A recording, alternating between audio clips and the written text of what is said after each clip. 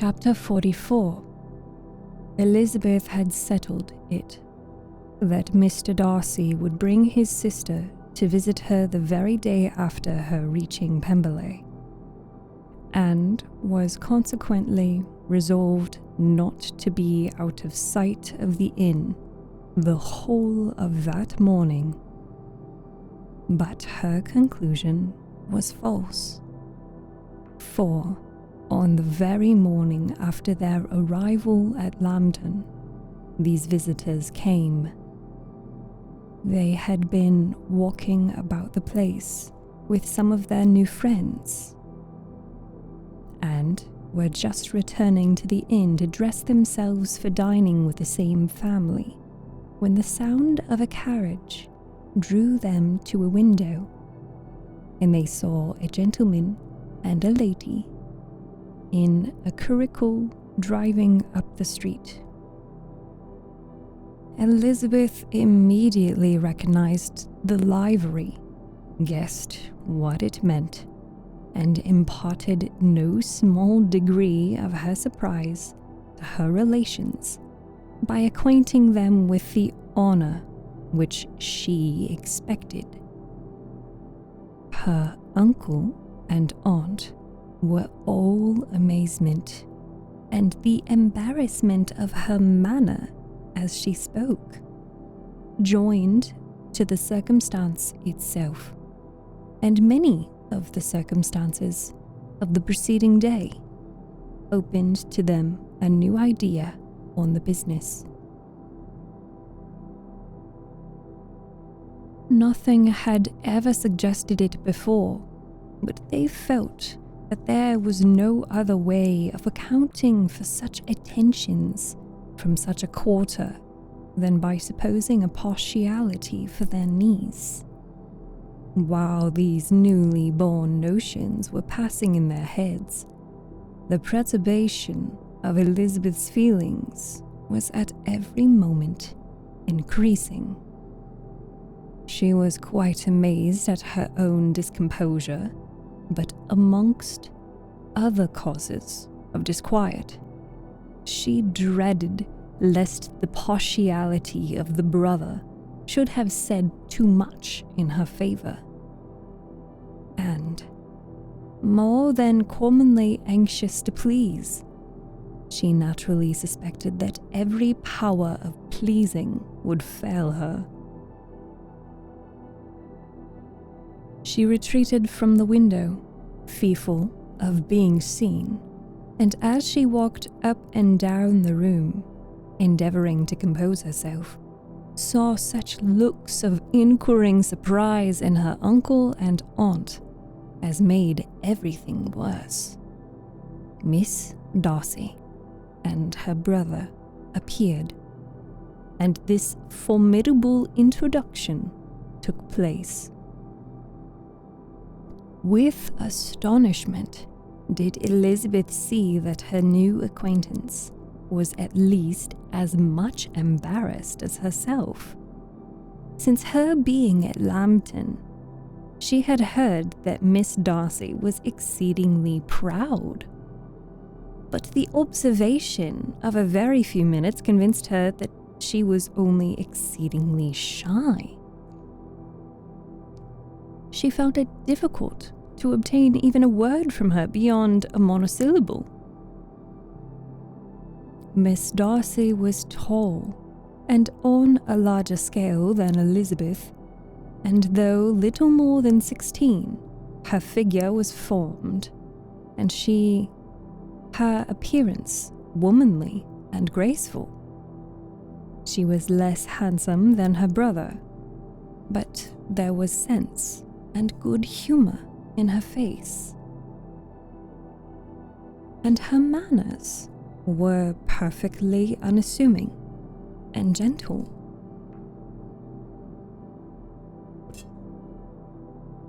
Elizabeth, who had expected to find in her as acute and unembarrassed an observer as ever Mr. Darcy had been, was much relieved by discerning such different feelings. They had not long been together before Mr. Darcy told her that Bingley was also coming to wait on her, and she had barely time to express her satisfaction and prepare for such a visitor when Bingley's quick step was heard on the stairs, and in a moment he entered the room. All Elizabeth's anger against him had been long done away, but had she still felt any, it could hardly have stood its ground against the unaffected cordiality with which he expressed himself on seeing her again.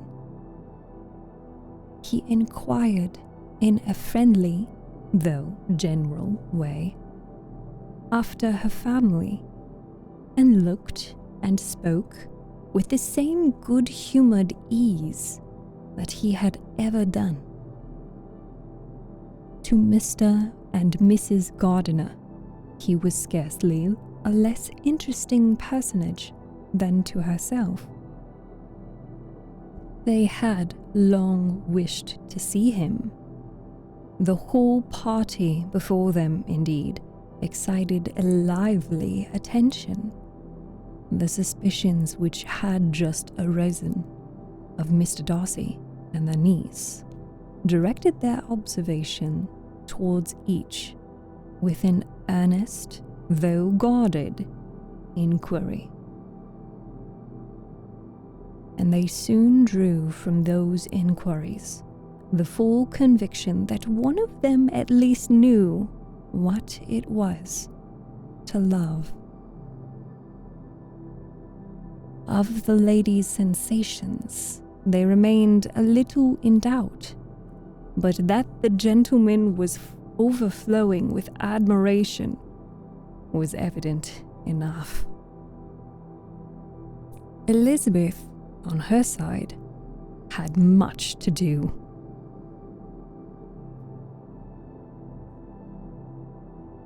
She wanted to ascertain the feelings of each of her visitors. She wanted to compose her own, and to make herself agreeable to all. And in the latter object, where she feared most to fail, she was most sure of success. For those she endeavoured to give pleasure were prepossessed in her favour. Bingley was ready, Georgiana was eager, and Darcy determined to be pleased. In seeing Bingley, her thoughts naturally flew to her sister, and oh, how ardently did she long to know whether any of his were directed in a like manner. Sometimes she could fancy that he talked less than on former occasions, and once or twice pleased herself with the notion that, as he looked at her, he was trying to trace a resemblance. But, though this might be imaginary, she could not be deceived as to his behaviour to Miss Darcy, who had been set up as a rival to Jane. No look appeared on either side that spoke particular regard. Nothing occurred between them that could justify the hopes of his sister.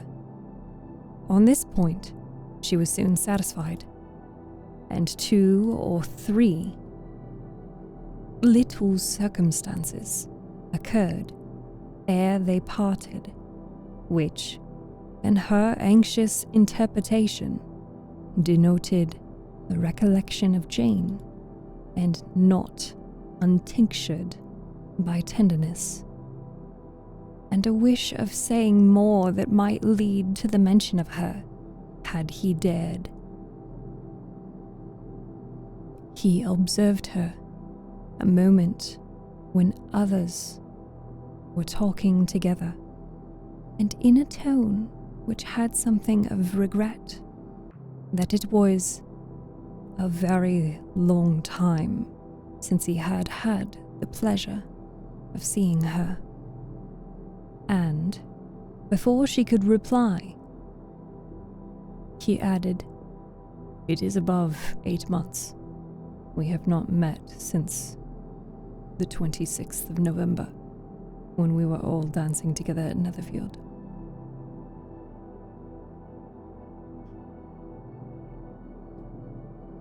Elizabeth was pleased to find his memory so exact, and he afterwards took occasion to ask her, when unattended to by any of the rest, whether all her sisters were at Longbourn.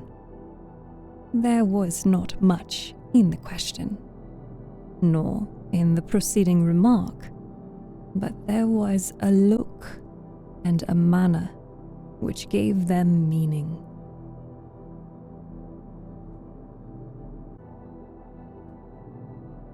It was not often that she could turn her eyes on Mr. Darcy himself, but whether she did catch a glimpse, she saw an expression of general compliance, and in all that he said, she heard an accent so removed from hauteur or disdain of his companions as convinced her that the improvement of manners which she yesterday had witnessed, however temporary its existence might prove, had at least outlived one day. When she saw him thus seeking the acquaintance and courting the good opinion of people with whom any intercourse a few months ago would have been a disgrace, when she saw him thus civil not only to herself, but to the very relations whom he had openly disdained, and recollected their last lively scene in Hunsford Parsonage, the difference, the change was so great and struck so forcibly on her mind that she could hardly restrain her astonishment from being visible. Never, even in the company of his dear friends at Netherfield, or his dignified relations at Rosings, had she seen him so desirous to please, so free from self-consequence or unbending reserve as now, when no importance could result from the success of his endeavors, and when even the acquaintance of those to whom his attentions were addressed would draw down the ridicule and censure of the ladies, both of Netherfield and Rosings.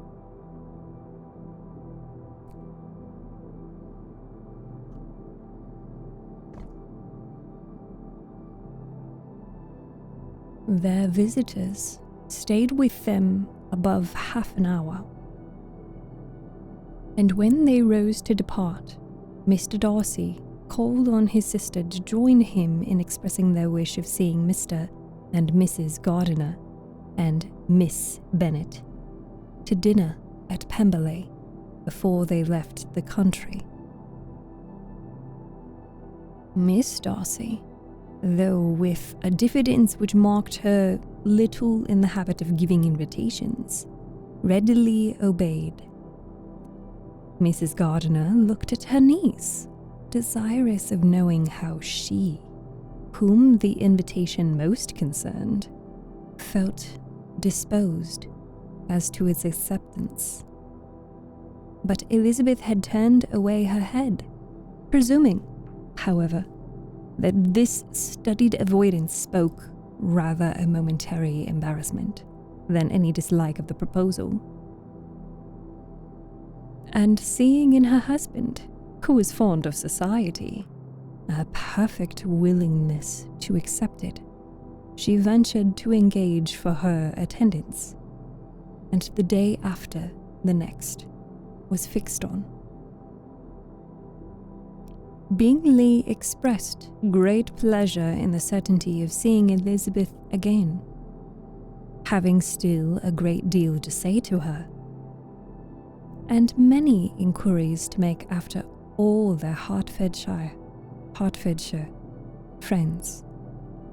Elizabeth, construing all this into a wish of hearing her speak of her sister, was pleased, and on this account, as well as some others, found herself, when their visitors left them, capable of considering the last half hour with some satisfaction. Though, while it was passing, the enjoyment of it had been little.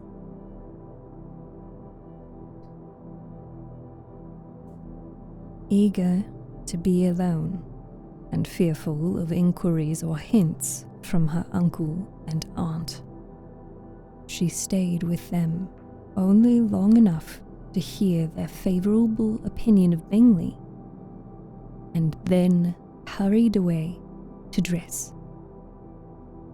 But she had no reason to fear Mr. or Mrs. Gardiner's curiosity. It was not their wish to force her communication. It was evident that she was much better acquainted with Mr. Darcy than they had before any idea of it. It was evident that he was very much in love with her. They saw much to interest, but nothing to justify inquiry. Of Mr. Darcy, it was now a matter of anxiety to think well, and as far as their acquaintances reached, there was no fault to find. They could not be untouched by his politeness, and had they drawn his character from their own feelings and his servant's report, without any reference to any other account, the circle in Hertfordshire to which he was known would not have been recognized. There was now an interest, however, in believing the housekeeper, and they soon became sensible that the authority of a servant who had known him since he was 4 years old, and whose manners indicated respectability, was not to be hastily rejected. Neither had anything occurred in the intelligence of the Lambton friends that could materially lessen its weight. They had nothing to accuse him of but pride. Pride he probably had, and if not, it would certainly be imputed by the inhabitants of a small market town where the family did not visit. It was acknowledged, however, that he was a liberal man and did much good among the poor. With respect to Wickham, the travellers soon found that he was not held there in much estimation. For though the chief of his concerns with the son of his patron were imperfectly understood, it was yet a well-known fact on his quitting Derbyshire. He had left many debts behind him, which Mr. Darcy afterwards discharged.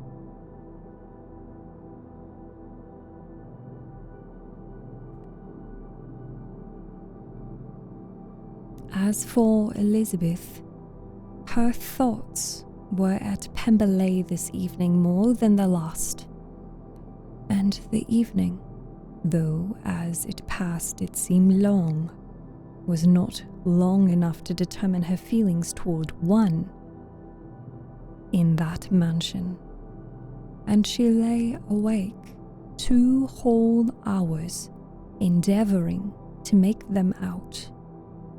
She certainly did not hate him.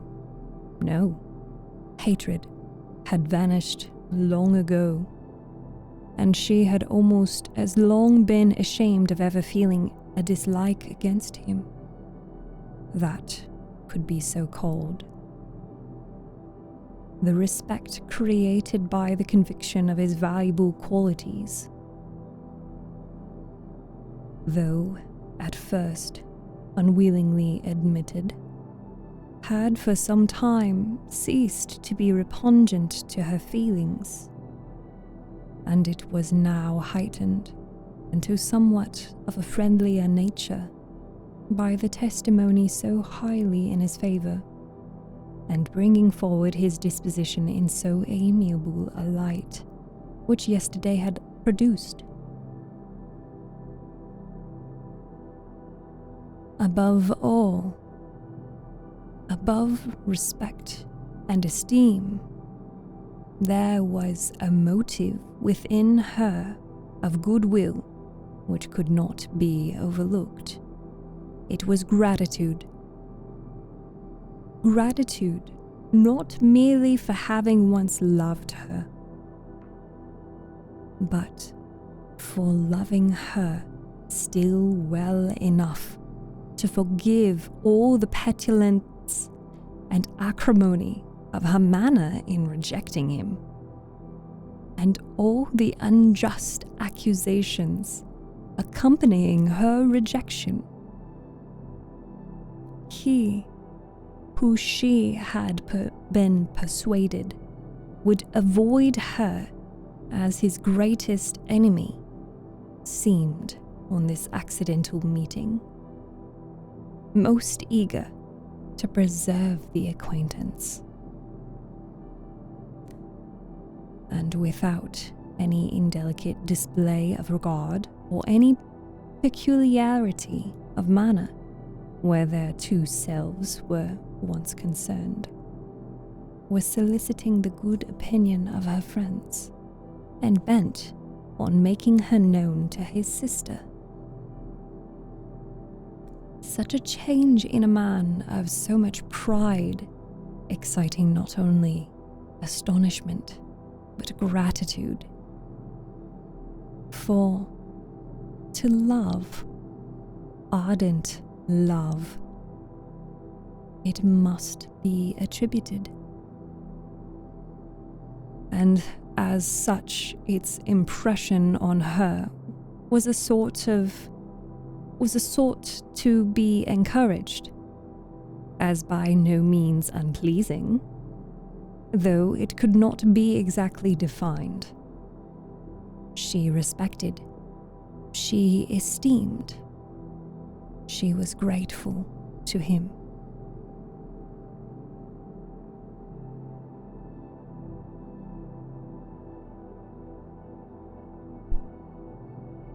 She felt a real interest in his welfare, and she only wanted to know how far she wished that welfare to depend on herself, and how far it would be for the happiness of both that she should employ the power, which her fancy told her she still possessed, of bringing on her the renewal of his addresses.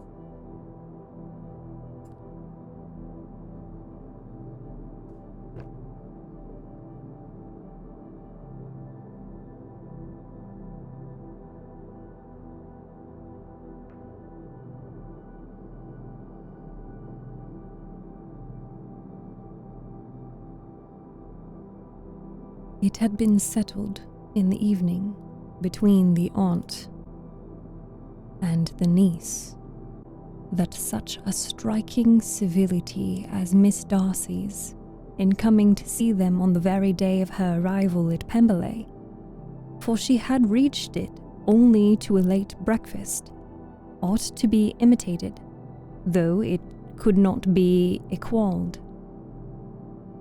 By some exertion of politeness on their side, and consequently that it would be highly expedient to wait on her at Pemberley the following morning. They were, therefore, to go. Elizabeth was pleased, though when she asked herself the reason, she had very little to say in reply. Mr. Gardiner left them soon after breakfast. The fishing scene had been renewed the day before, and a positive engagement made of his meeting some of the gentlemen at Pemberley before noon.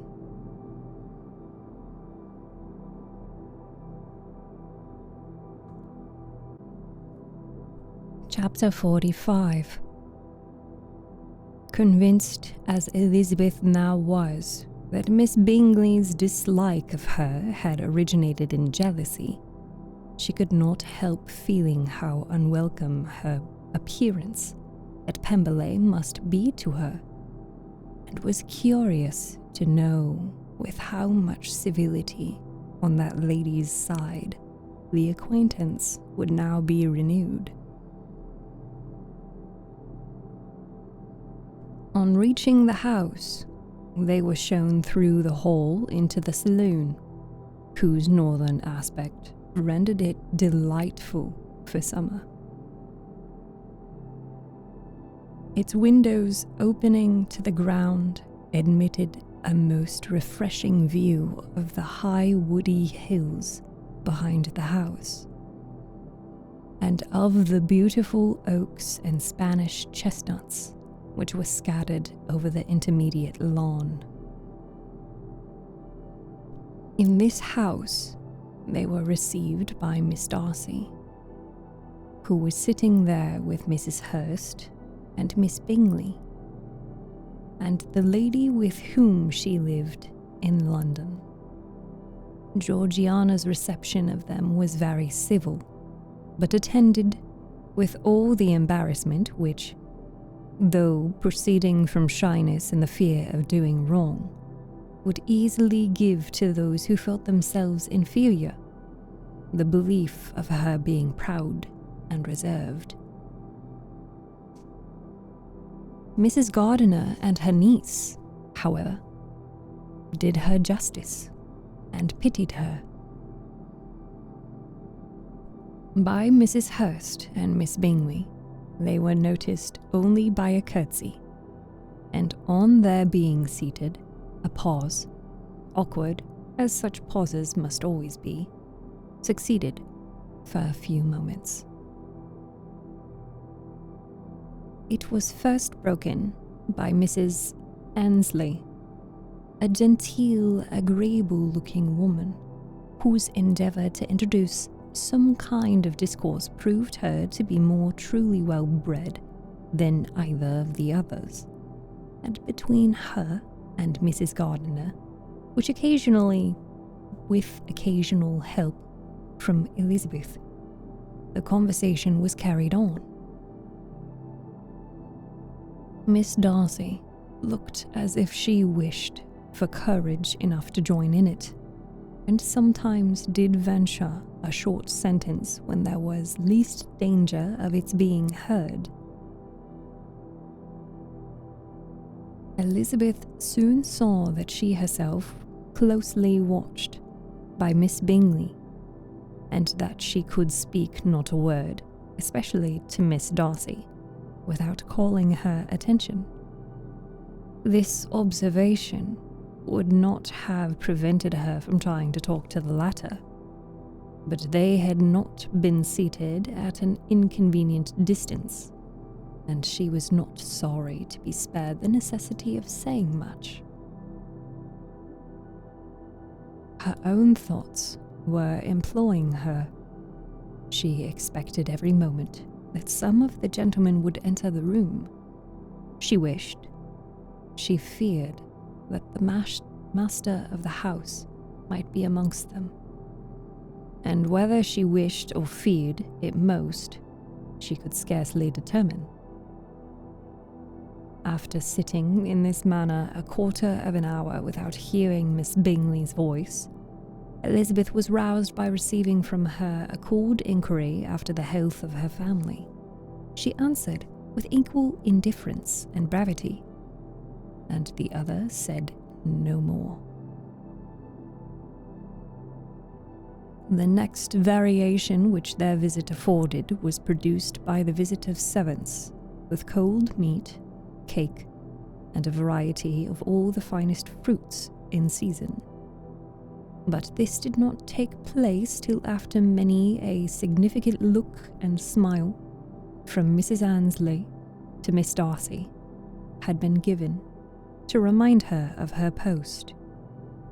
There was now employment for the whole party, for though they could not talk, they could all eat, and the beautiful pyramids of grapes, nectarines, and peaches soon collected them round the table. While thus engaged, Elizabeth had a fair opportunity of deciding whether she feared or wished for the appearance of Mr. Darcy. By the feelings which prevailed on his entering the room, and then, though but a moment before she had believed her wishes to predominate, she began to regret that he came. He had been some time with Mr. Gardiner, who, with 2 or 3 other gentlemen from the house, was engaged by the river, and had left him only on learning that the ladies of the family intended to visit Georgiana that morning. No sooner did he appear than Elizabeth wisely resolved to be perfectly easy and unembarrassed.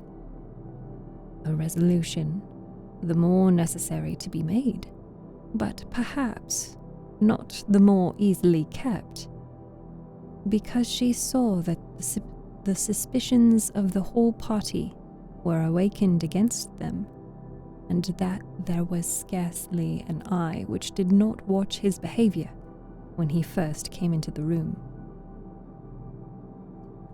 In no countenance was attentive curiosity so strongly marked as in Miss Bingley's, in spite of the smiles which overspread her face, whether she spoke to one of its objects.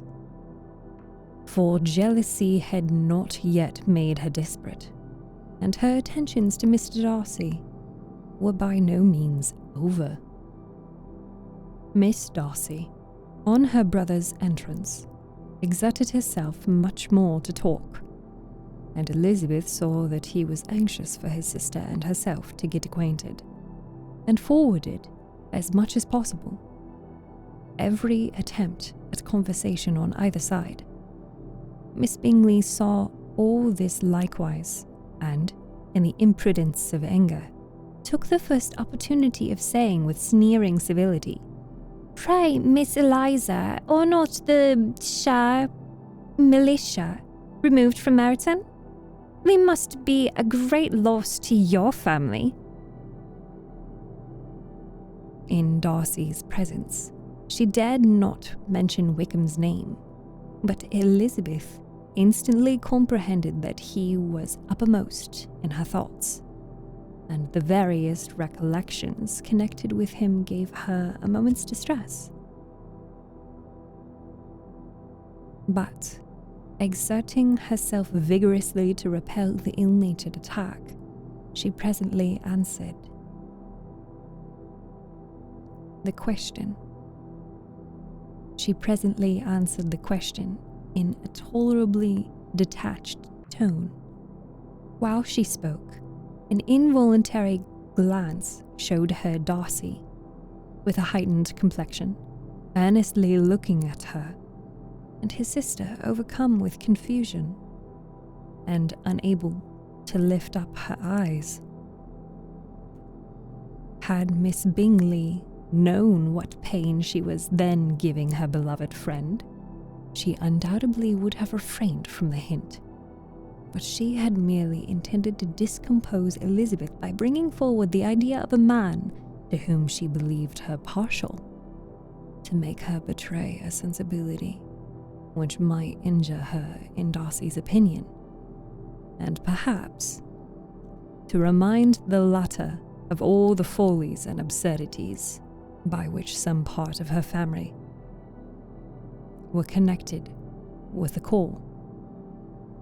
Not a syllable had ever reached her of Miss Darcy's meditated elopement. No creature had it been revealed where secrecy was possible, except to Elizabeth. And from all Bingley's connections, her brother was particularly anxious to conceal it, from the very wish which Elizabeth had long ago attributed to him, of their becoming hereafter her own. He had certainly formed such a plan, and without meaning that it should effect his endeavour to separate him from Miss Bennet. It is probable that it might add something to his lively concern for the welfare of his friend. Elizabeth's quieted behaviour, however, soon quieted his emotion, and as Miss Bingley, vexed and disappointed, dared not approach near to Wickham, Georgiana also recovered in time, though not enough to be able to speak any more. Her brother, whose eye she feared to meet, scarcely recollected her interest in the affair, and the very circumstance which had been designed to turn his thoughts from Elizabeth seemed to have fixed them on her more and more cheerfully.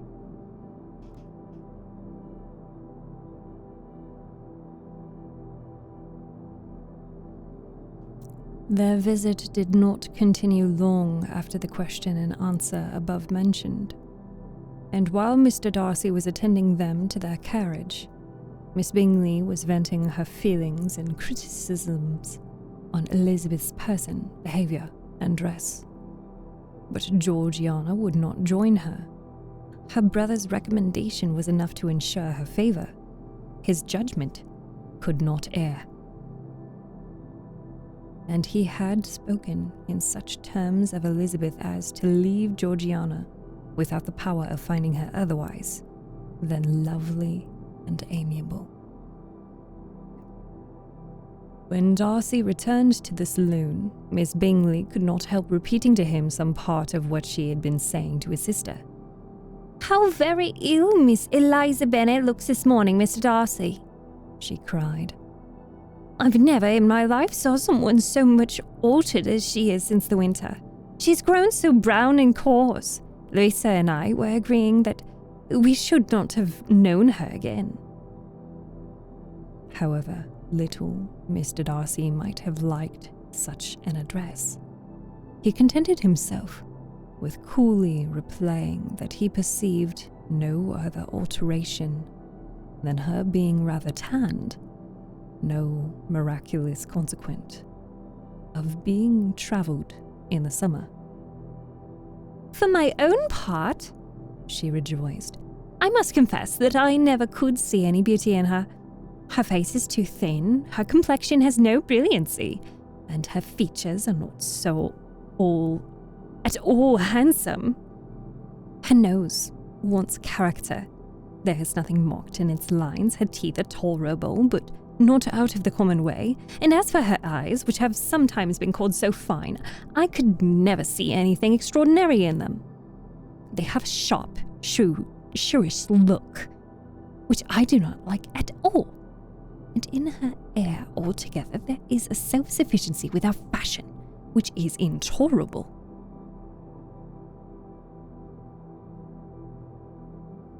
Persuaded as Miss Bingley was that Darcy admired Elizabeth, this was not the best method of recommending herself. But angry people are not wise. And in seeing him at last look somewhat nettled, she had all the success she expected.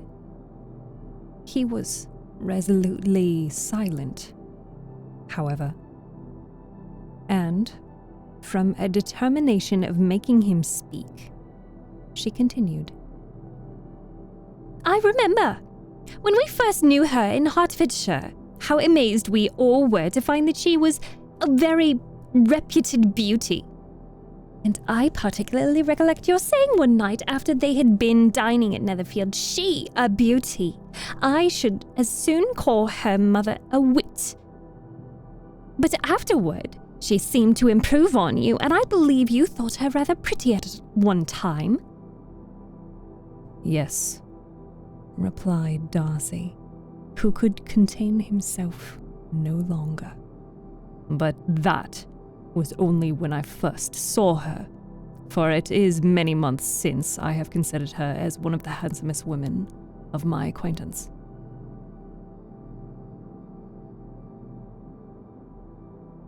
He then went away, and Miss Bingley was left to all the satisfaction of having forced him to say what gave no one any pain but herself.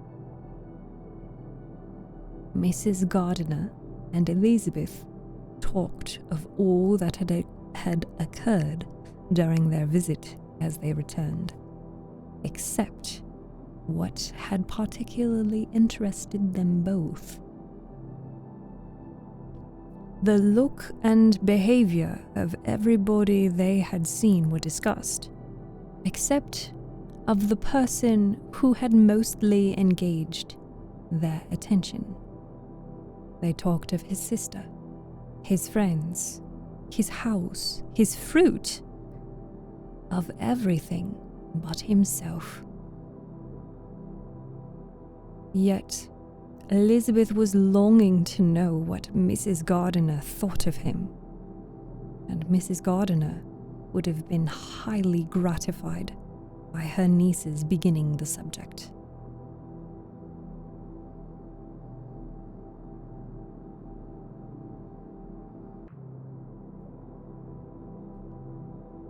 Chapter 46.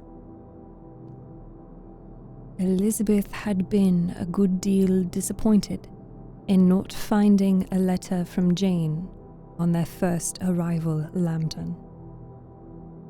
And this disappointment had been renewed on each of the mornings that had now been spent there.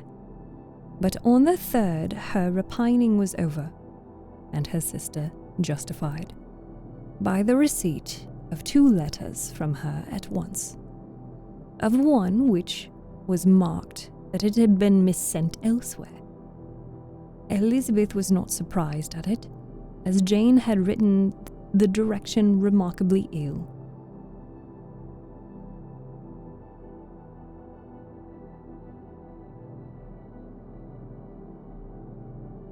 They had been preparing to walk as the letters came in, and her uncle and aunt, leaving her to enjoy them in quiet, set off by themselves. The one missent must first be attended to. It had been written 5 days ago. The beginning contained an account of all their little parties and engagements, with such news as the country afforded, but the latter half, which was dated a day later, and written in evident agitation, gave more important intelligence. It was to this effect. Since writing the above, dearest Lizzie, something has occurred of a most unexpected and serious nature. But I am afraid of alarming you. Be assured that we are all well. What I have to say relates to poor Lydia. An express came at 12 last night, just as we were all gone to bed, from Colonel Forster, to inform us that she has gone off to Scotland with one of his officers. To own the truth, with Wickham. Imagine our surprise. To Kitty, however, it does not seem so wholly unexpected. I am very, very sorry. So imprudent a match on both sides. But I am willing to hope the best, and that his character has been misunderstood. Thoughtless and indiscreet, I am easily believed in him. But this step, and let us rejoice over it, marks nothing bad at heart. His choice is disinterested, at least, for he must know my father can give her nothing. Our poor mother is sadly grieved. My father bears it better. How thankful I am that we never let them know what has been said against him. We must forget it ourselves. They were off Saturday night above 12, as is conjectured, but were not missed till yesterday morning at 8. The express was sent off directly. My dear Lizzie, they must have passed within 10 miles of us. Colonel Forster gives us reason to expect him here soon. Lydia left a few lines for his wife, informing her of their intention. I must conclude, for I cannot be long from my poor mother.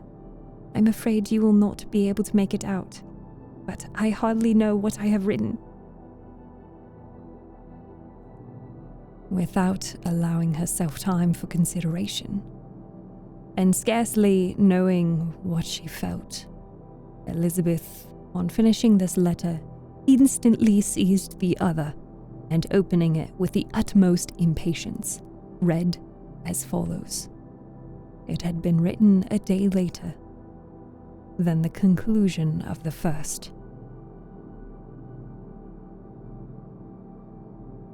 By this time, my dearest sister, you have received my hurried letter. I wish this may be more intelligible, but though not confined for time, my head is so bewildered that I cannot answer for being coherent. Dearest Lizzie, I hardly know what I would write, but I have bad news for you, and it cannot be delayed. Imprudent as the marriage between Mr. Wickham and our poor Lydia would be, we are now anxious to be assured it has taken place, for there is but too much reason to fear they are not gone to Scotland. Colonel Forster came yesterday, having left Brighton the day before, not many hours after the express. Though Lydia's short letter to Mrs. F.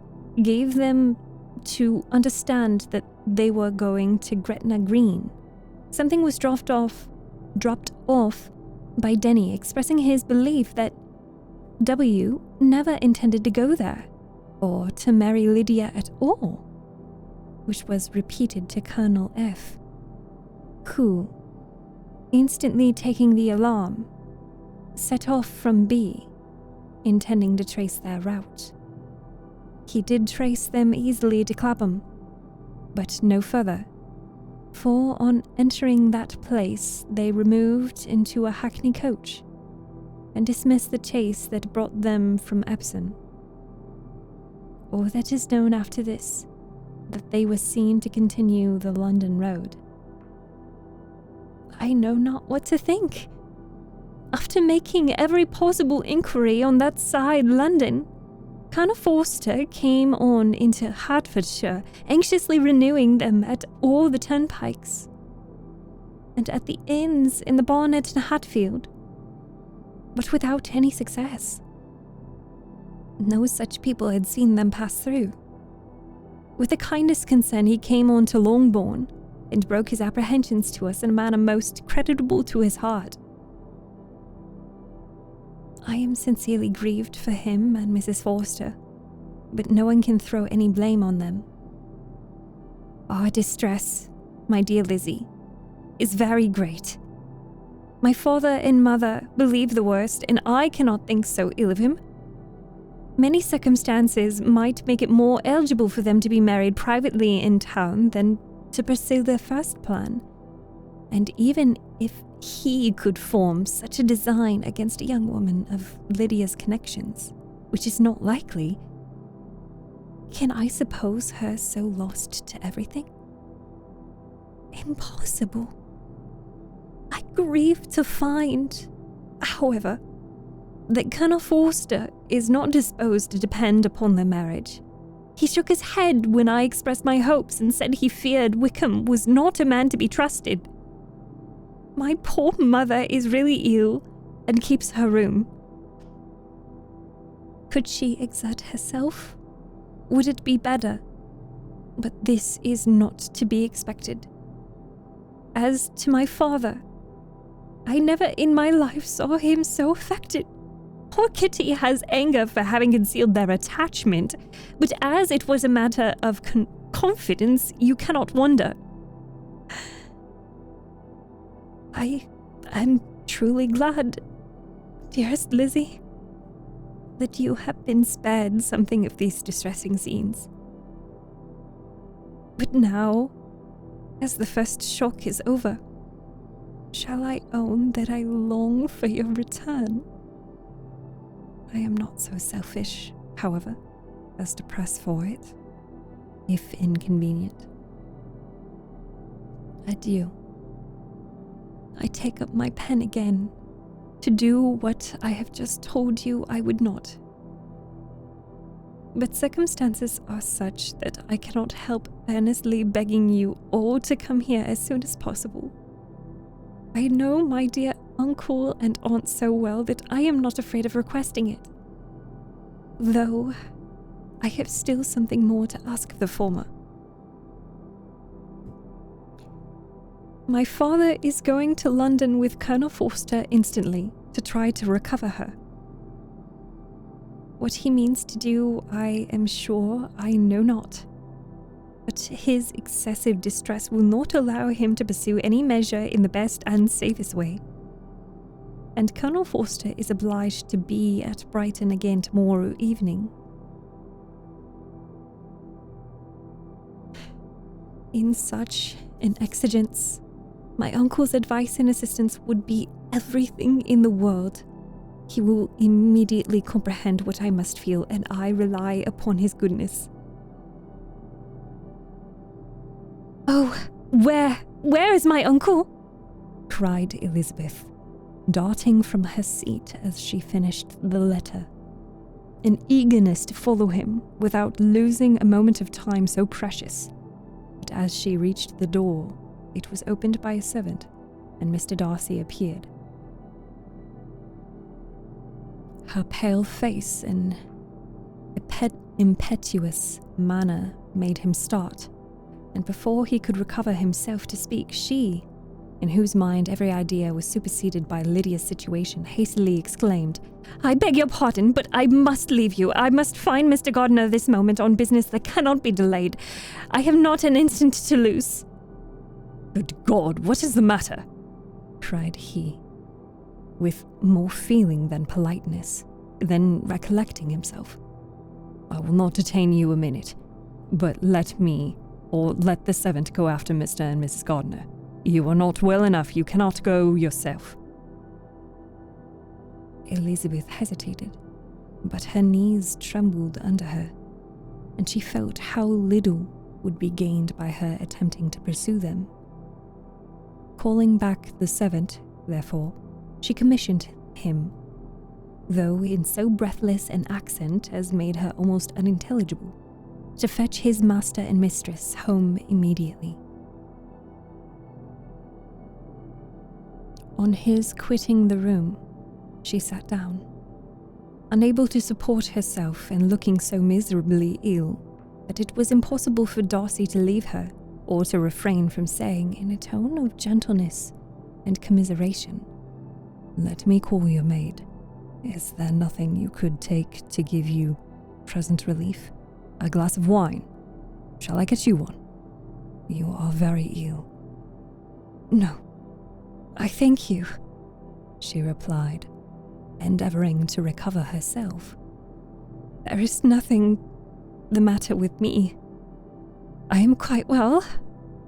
I am only distressed by some dreadful news which I have just received from Longbourn." She burst into tears as she alluded to it, and for a few minutes could not speak another word. Darcy, in wretched suspense, could only say something indistinctly of his concern and observe her in compassionate silence. At length, she spoke again.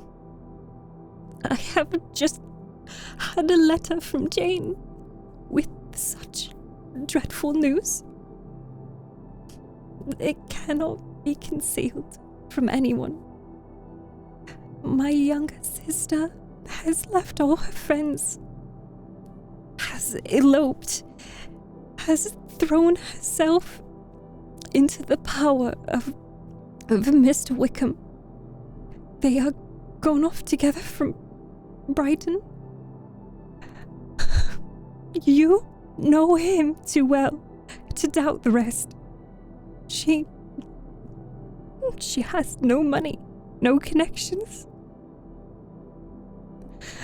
Nothing that can tempt him to. She is lost forever." Darcy was fixed in astonishment.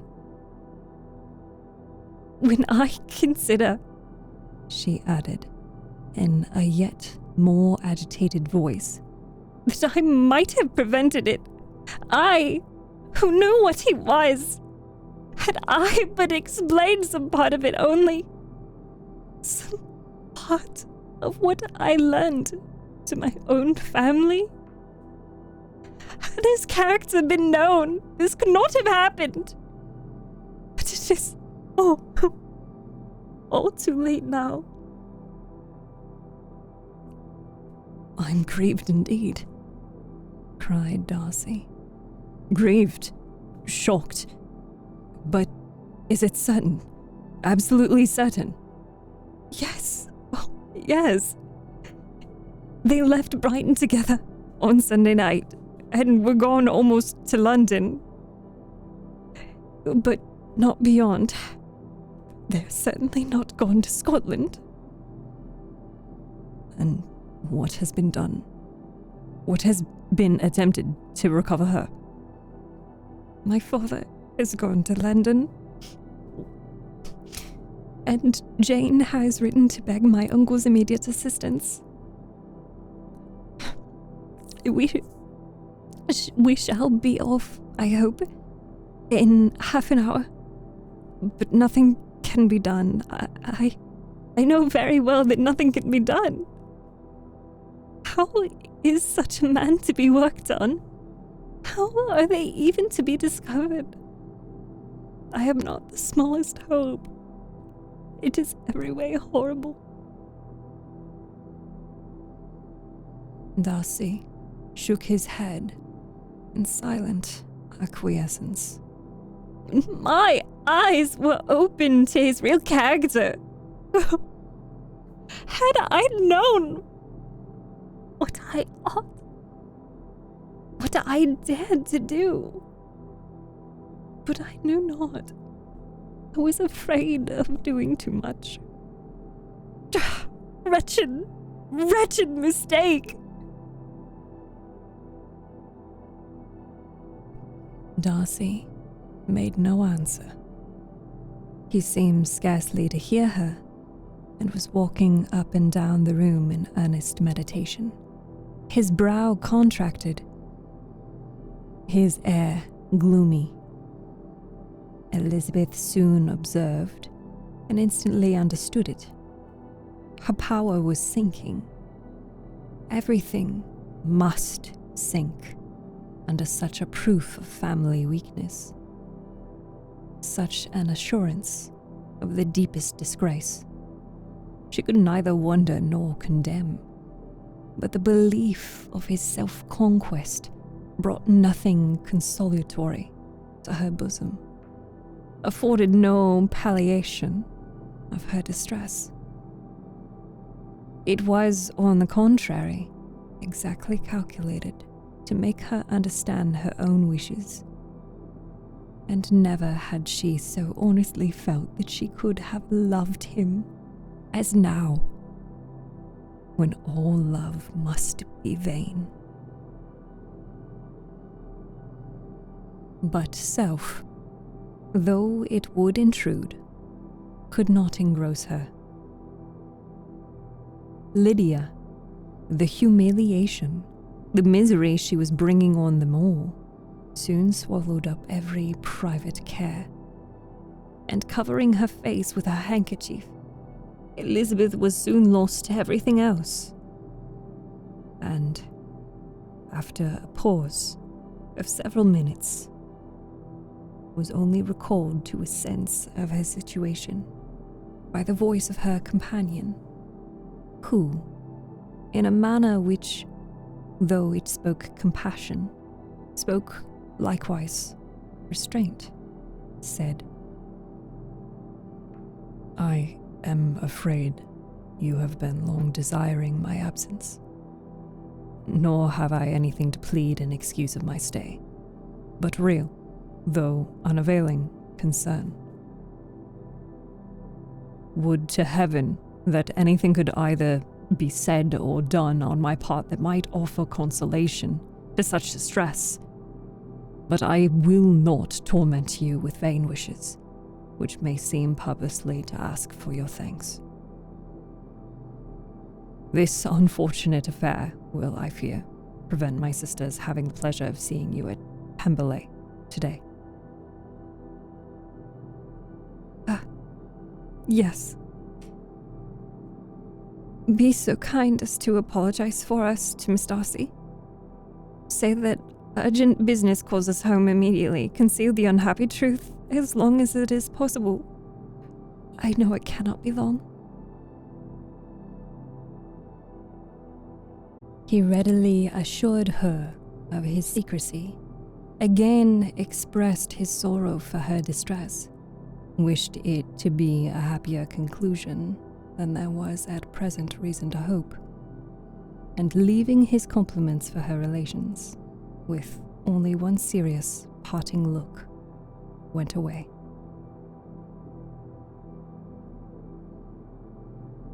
As he quitted the room, Elizabeth felt how improbable it was that they should ever see each other again, on such terms of cordiality as had marked their several meetings in Derbyshire. And as she threw a retrospective glance over the whole of their acquaintance, so full of contradictions and varieties, sighed at the perverseness of those feelings which would now have promoted its continuance, and would formerly have rejoiced in its termination. If gratitude and esteem were good foundations of affection, Elizabeth's change of sentiment will be neither improbable nor faulty.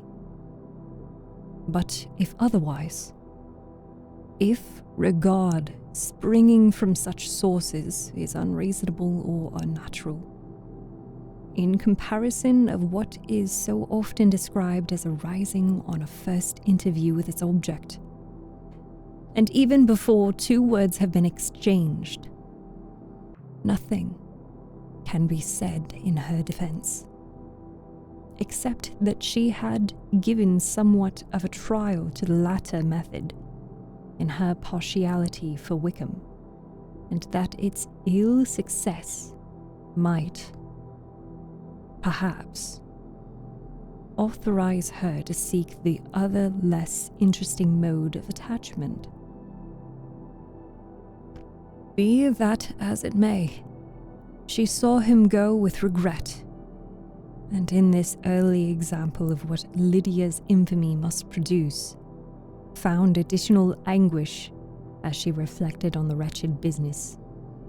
Never, since reading Jane's second letter, had she entered a hope of Wickham's meaning to marry her. No one but Jane, she thought, could flatter herself with such an expectation. Surprise was the least of her feelings on this development, while the contents of the first letter remained in her hand, in her mind. She was all surprise, all astonishment that Wickham should marry a girl whom it was impossible he could marry for money, and how Lydia could ever have attached him had appeared incomprehensible. But now it was all too natural. For such an attachment as this she might have sufficient charms, though she did not suppose Lydia to be deliberately engaging in an elopement without the intention of marriage. She had no difficulty in believing that neither her virtue nor her understanding would preserve her from falling an easy prey. She had never perceived, while the regiment was in Hertfordshire, that Lydia had any partiality to him. But she was convinced that Lydia wanted only encouragement to attach herself to anybody.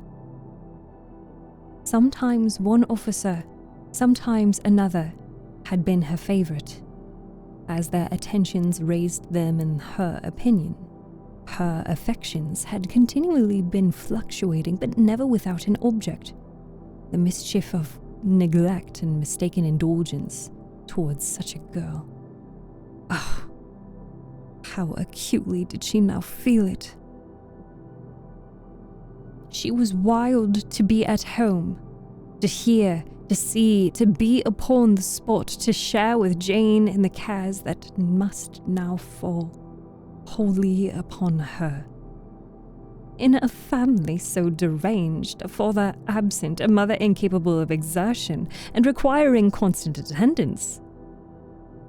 And though almost persuaded that nothing could be done for Lydia, her uncle's interference seemed of the utmost importance. Until he entered the room, her impatience was severe. Mr. and Mrs. Gardiner had hurried back in alarm, supposing by the servant's account that their niece was taken suddenly ill, but satisfying them instantly on that head, she eagerly communicated the cause of their summons, reading the 2 letters aloud, dwelling on the postscript of the last with trembling energy. Though Lydia had never been a favourite with them, Mr. and Mrs. Gardiner could not but be deeply affected. Not Lydia only, but all were concerned in it, and after the first exclamations of surprise and horror, Mr. Gardiner promised every assistance in his power. Elizabeth, though expecting no less, thanked him with tears of gratitude, and all 3 being actuated by one spirit, everything relating to their journey was speedily settled. They were to be off as soon as possible. "But what is to be done about Pemberley?" cried Mrs. Gardiner. "John told us Mr. Darcy was here when you sent for us. Was it so?" "Yes, and I told him we should not be able to keep our engagement. That is all settled." "What is all settled?" repeated the other, as she ran into her room to prepare. "Are they upon such terms as for her to disclose the real truth? Ugh, that I knew how it was." But wishes were in vain, or at least could only serve to amuse her in the hurry and confusion of the following hour. Had Elizabeth been at leisure to be idle, she would have remained certain that all employment was impossible to one so wretched as herself, but had her share of business as well as her aunt, and amongst the rest, there were notes to be written to all their friends at Lambton, with false excuses for their sudden departure. An hour, however, saw the whole completed, and Mr. Gardiner meanwhile having settled his account at the inn, nothing remained to be done but to go. And Elizabeth, after all the misery of the morning, found herself, in a shorter space of time than she could have supposed, seated in the carriage and on the road to Longbourn.